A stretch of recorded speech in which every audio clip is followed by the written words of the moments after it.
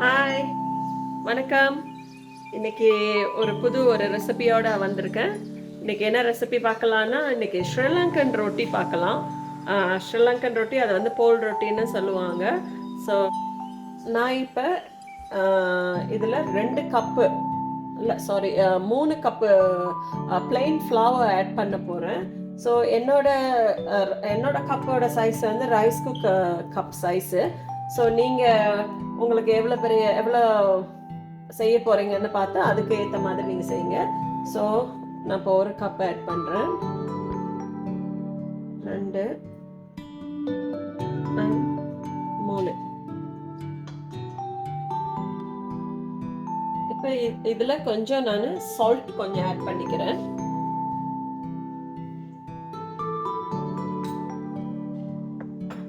பிறகு இது உள்ளுக்கு கொஞ்சம் கோகோனட் திருவன தேங்காய்.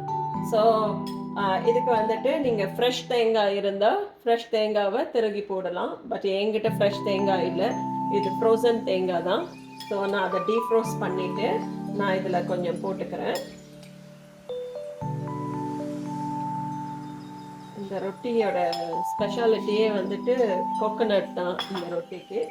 ஸோ இதுக்கு வந்துட்டு மாவு தண்ணி வந்து ரொம்ப அப்படி நிறைய ஊற்றி பிணைஞ்சிடக்கூடாது. கொஞ்சம் கொஞ்சமாக அப்படி தெளிச்சு தான் நீங்கள் வந்து பிணையணும்.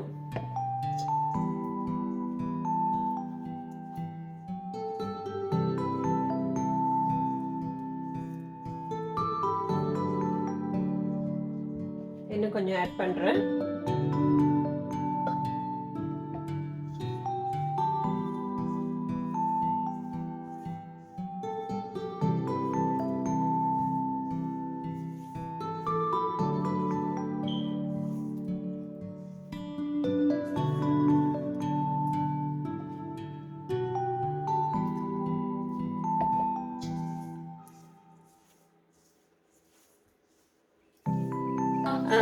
இது இப்போ பார்த்தீங்களா, இப்படி நான் ஒரு டோ ஒன்று பண்ணிட்டேன். ஸோ இது வந்து அப்படி கையில் ஒட்டக்கூடாது. உங்களுக்கு அப்படி நீங்கள் தொடும் போது அது கையில் அப்படி பிசுன்னு ஒட்டிட்டு வரக்கூடாது. ஸோ இதை என்ன பண்ணுவேன், இப்போ இதில் வச்சு கொஞ்ச நேரம் ஒரு 10-15 மினிட்ஸ் நம்ம இதில் கொஞ்சம் கவர் பண்ணி வைக்கலாம். ஸோ இந்த மாவு வந்து பிணைஞ்சு இப்படி இருக்கு. இது பார்த்தீங்கன்னா கையில் ஒட்டலை, நல்லா சாஃப்டாக இருக்குது. நிறைய தண்ணியும் இல்லாமல் கணக்காக அளவாக இருக்குது. இதில் நம்ம ஆயில் எதுவும் ஆட் பண்ணி இந்த மாவை பிணைய தேவையில்லை. ஜஸ்ட் உப்பும் கோகோனட் ஃப்ரெஷ் கோகோனட்டும் போட்டு தான் நம்ம இந்த மாவு பிணைஞ்சிருக்கோம். இது சப்பாத்திக்கு மாதிரி ப்ரிப்பேர் பண்ணக்கூடாது, இல்லை பரோட்டாக்கு மாதிரி. பரோட்டாக்கு நிறைய ஆயில் எல்லாம் போட்டு செய்வோம் இல்லையா, அது தேவையில்லை. ஏன்னா சொன்னால் கோகோனட் போட்டிருக்கிறதுனால அந்த கோகோனட்டில் உள்ள அந்த பால் இதெல்லாம் வந்து கணக்காக வெளியாகும். அதில் நம்ம நல்லா மசாஜ் பண்ண அப்படி டோ மேக் பண்ண. ஸோ அப்போ அதில் ஒரு சாஃப்ட்னஸ் ஒன்று வரும் ஆட்டோமேட்டிக்காகவே. ஸோ நீங்கள் இதை இப்படி பண்ணிவிட்டு வச்சு கொஞ்சம் நேரம் கவர் பண்ணி வச்சிடணும்.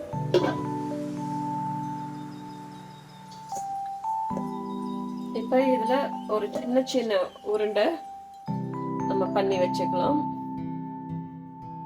எவ்வளோ பெருசுக்கு உங்களுக்கு ரொட்டி பண்ண போகிறீங்களோ அதுக்கு ஏற்ற மாதிரி ஒரு குட்டி உருண்டை ஒன்று பண்ணி வச்சுக்கலாம்.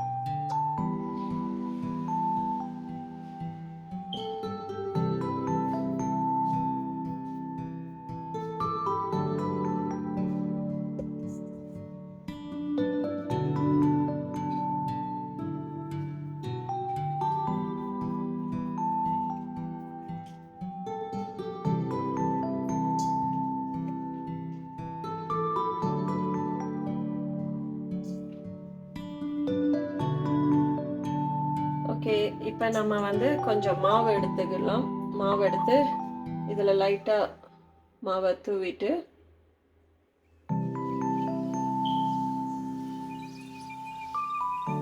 இப்போ ஒரு ரொட்டிக்கு சப்பாத்திக்கு உருட்டுற மாதிரி நம்ம உருட்டிக்கலாம்.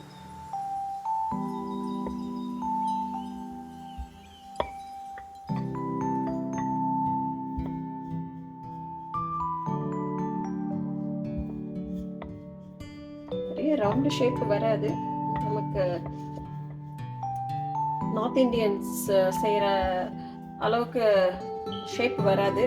தட்ஸ் ஓகே, நமக்கு என்ன வருதோ அதை பண்ணலாம். எனக்கு இவ்வளோதான் வரும். ரொட்டி எப்போ போட்டாலும் அது எல்லா கண்ட்ரி மேப்பும் எனக்கு வரும். ஸோ அதனால நமக்கு பர்ஃபெக்ஷனாக வேணும்னு சொன்னால் நம்ம என்ன பண்ணிக்கலாம், இப்படி வச்சு ஒரு கட் பண்ணிக்கிட்டு அழகான அந்த ஷேப்பை காட்டிடலாம். அதில் ஒரு ப்ராப்ளமும் இல்லை. ஸோ ரவுண்டு ரொட்டி ரெடி. அப்படியே இங்கே ஒரு பாட்டு மிஸ்ஸிங். இட்ஸ் ஓகே, அது ஒரு திஸ்தியாக எடுத்துக்கலாம். நம்ம இப்போ அடுத்த ரொட்டியை போட்டு பார்ப்போம், அது என்ன ஷேப்பில் வருதுன்னு பார்ப்போம். ஏற்கனவே ஒரு சைட்டு ஒரு கொஞ்சம் காணும், ஒரு பக்கத்தை காணும். இப்போ எத்தனை பக்கத்தை காணும்னு பார்க்கலாம் இந்த ரொட்டியை உருட்டும் போது.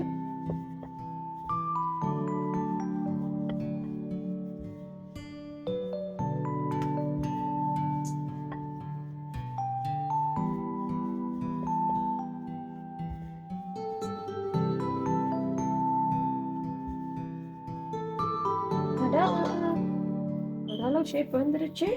ஸோ வச்சு நம்ம அழகா வெட்டிக்குவோம்.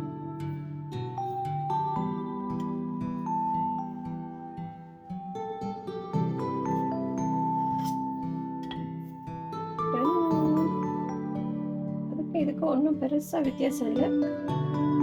இப்படி ஷேப் வந்து வராமல் இவ்வளோ பண்ணிட்டேன் நான். நீங்கள் பார்த்தீங்க இல்லையா, நான் அந்த ரைஸ் குக்கர் கப்புக்கு 3 கப்பு பிளைன் ஃப்ளவர் எடுத்தேன். ஸோ அதுக்கு வந்துட்டு எனக்கு இவ்வளோ ரொட்டி வந்திருக்கு. ஸோ நீங்கள் அப்போ பார்த்துக்கோங்க உங்களுக்கு எவ்வளோ தேவை. ஸோ அதுக்கு ஏற்ற மாதிரி நீங்கள் மாவு போட்டுக்கோங்க. So I got it.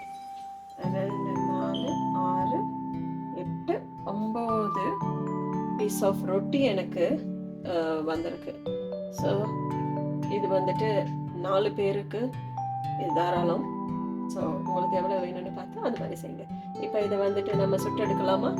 Let's சுடுவோம். ஓகே, இப்போ இந்த பேன் வந்து ஒரு அளவு சூடாகிடுச்சு. ஸோ இப்போ நம்ம ஒரு ரொட்டியாக போட்டு சூடு பண்ணி எடுக்கலாம். வந்து 2 ரொட்டி போடலான்னு இருக்கேன். 2 ரொட்டி போடலாம். இதில் கொஞ்சம் ஆயில் வேணும்னா நீங்கள் அப்ளை பண்ணிக்கலாம். அதை பொரிச்சு எடுக்கும் போது ஒரு பராட்டா மாதிரி ஒரு கிறிஸ்பியாக உங்களுக்கு வேணும்னு சொன்னால், ஸோ அதில் நீங்கள் கொஞ்சம் ஆயில் கொஞ்சம் ஆட் பண்ணிக்கலாம்.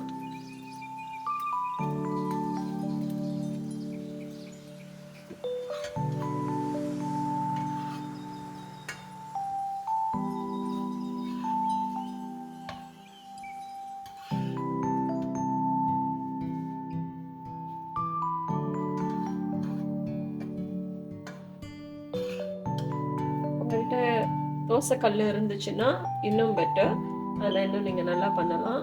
அன்ஃபார்ச்சுனேட்லி எனக்கு வந்துட்டு இது இண்டக்ஷன்னால என்னோடய தோசைக்கல் இதில் எனக்கு வைக்க முடியலை. அது அந்த ஹீட்டு வரமாட்டுது. ஸோ அதனால் நான் வந்துட்டு ஃப்ரைங் பேன் யூஸ் பண்ணுறேன். ஸோ உங்கள்கிட்ட அந்த வசதி இருந்தால், கேஸ் ஸ்டவ் இருந்தால் நீங்கள் கேஸ் ஸ்டவ் யூஸ் பண்ணிக்கீங்க.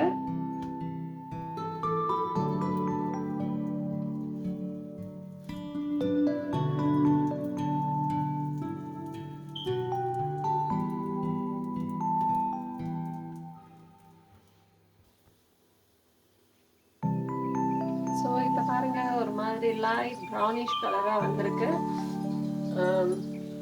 ஸோ இன்னும் கொஞ்சம் நேரம் நம்ம இதை, எனக்கு கொஞ்சம் சில பராட்டாஸ் சில ரொட்டிஸ் வந்து கொஞ்சம் திக்காக இருக்குது. ஸோ உள்ளுக்கெல்லாம் நல்லா வேகணும்.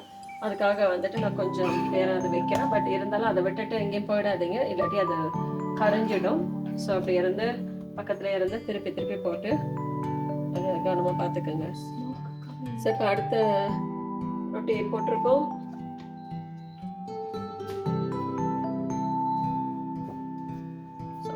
கொஞ்சம் தேவைன்னா நீங்கள் கொஞ்சம் ஆயில் ஆட் பண்ணிக்கோங்க.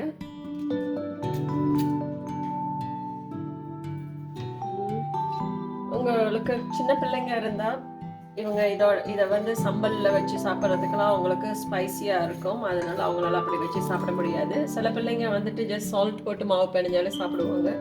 சில பிள்ளைங்க கொஞ்சம் ஸ்வீட்டாக இருந்தால் சாப்பிடுவாங்க. அப்போ நீங்கள் அந்த மாவு பிணையும் போது கொஞ்சம் ஒரு ஆஃப் எடுத்து அதில் சுகர் போட்டு நீங்கள் மிக்ஸ் பண்ணி பிணையலாம். பிணைஞ்சு இப்படி சுட்டு எடுக்கலாம். சுட்டு எடுத்திங்கன்னா பிள்ளைங்களுக்கு குழந்தைங்களுக்கு ரொம்ப பிடிக்கும்.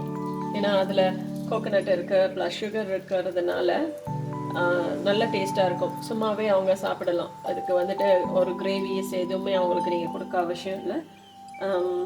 ஸோ அப்படியே நீங்கள் பண்ணலாம்.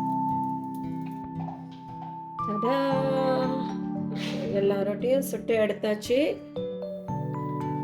உங்களுக்கு இந்த ஸ்ரீலங்கன் ரொட்டியை வந்துட்டு நீங்கள் இந்த ரெசிபியெல்லாம் பார்த்துருப்பீங்க. ஸோ இதை வந்து உங்கள் வீட்டில் நீங்கள் எல்லாம் ட்ரை பண்ணுங்கள். ட்ரை பண்ணிவிட்டு நீங்கள் வந்து எனக்கு அதோட கமெண்ட்ஸ் கொடுங்க, எப்படி உங்களுக்கு வந்ததுன்னு சொல்லி கமெண்ட்ஸ் கொடுங்க. ஸோ ஒன்ஸ் அந்த ரொட்டியை இப்போ நீங்கள் பண்ணிட்டீங்கன்னா நான் வந்துட்டு அடுத்த வீடியோவில் வந்துட்டு உங்களுக்கு இந்த ஸ்ரீலங்கன் கோகோனட் சம்பல் எப்படி பண்ணுறதுன்னு சொல்லிவிட்டு நான் உங்களுக்கு இன்னொரு வீடியோ ஒன்று அப்லோட் பண்ணுறேன் உங்களுக்கு. ஸோ அதையும் நீங்கள் செஞ்சு பார்க்கலாம்.